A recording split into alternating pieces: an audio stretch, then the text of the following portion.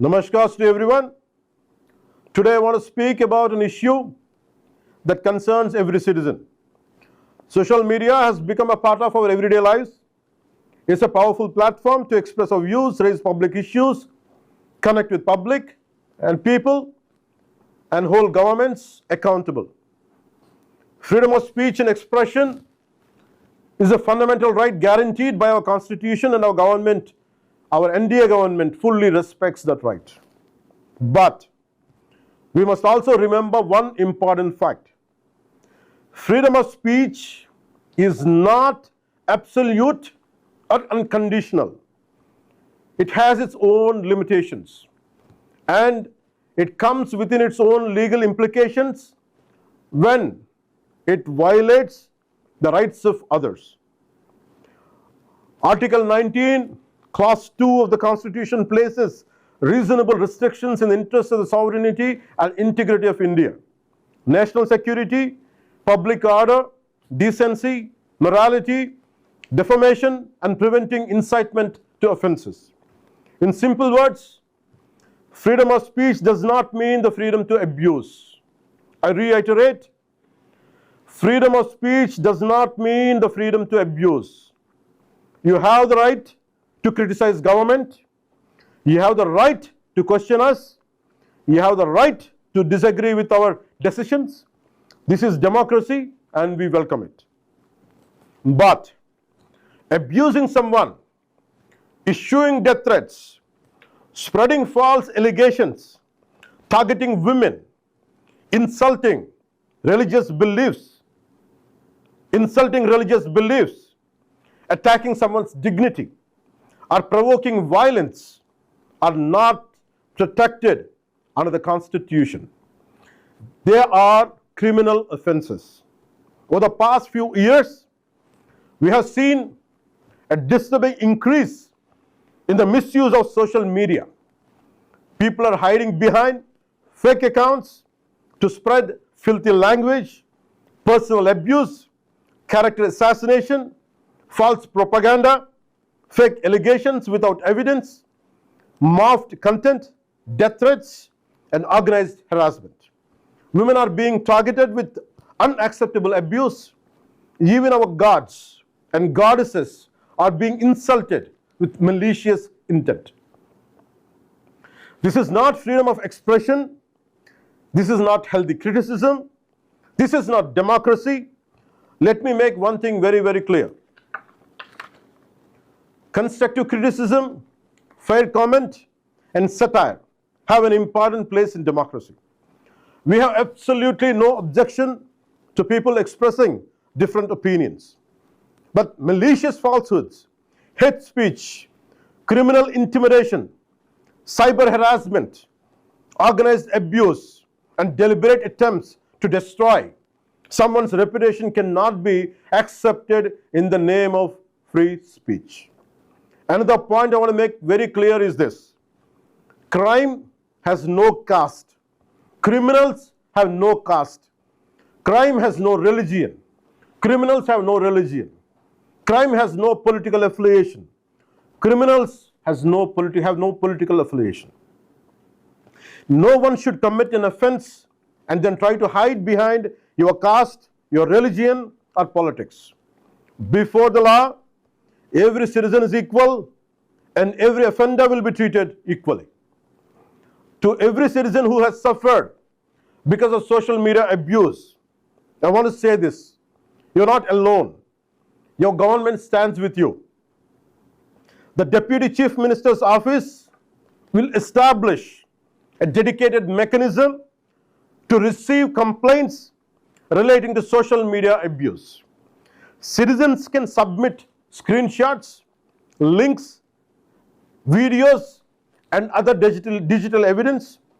Every genuine complaint will be examined and forwarded to the appropriate authorities for legal action.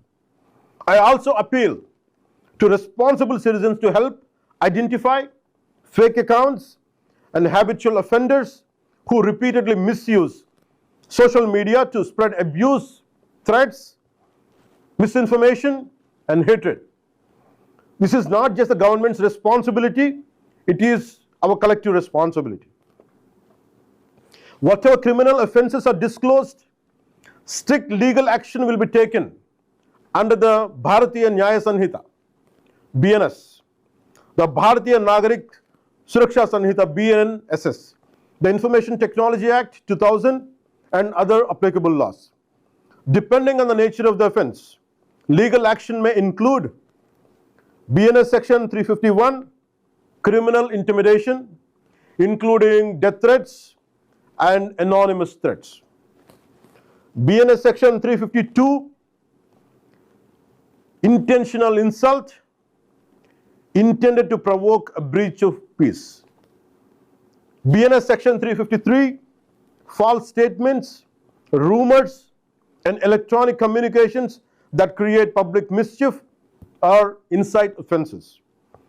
BNS section 356, defamation and damage to reputation. BNS section 79, words, gestures or acts intended to insult the modesty or dignity of a woman.